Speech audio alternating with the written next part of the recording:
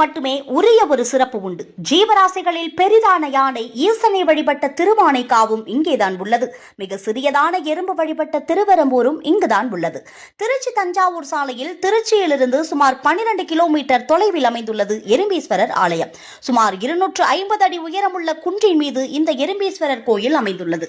ஈசனின் கருவறையை சுற்றிலும் கல்வெட்டுகள் சோழர்களின் பெருமையை சொல்பவையாக பார்க்கப்படுகிறது. தாரகாசுரன் என்னும் அசுரன் தான் பெற்ற வரத்தினால் தேவர்களையும் முனிவர்களையும் துன்புறுத்தி விண்ணுலகில் வாழ்ந்த இந்திரனை தோல்வியுற செய்தார்.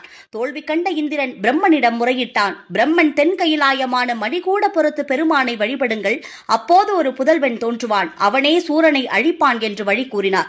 அதன்படி தாங்கள் வழிபாடு செய்வதை அசுரன் அறிந்துவிடக் கூடாது என்பதால் இந்திரனும் தேவர்களும் எறும்புகள் வடிவம் கொண்டு இறைவனை வழிபட்டு வந்தனர். இறைவனை கருணைதல் மலர்களால் பூஜித்தும் வந்தனர்.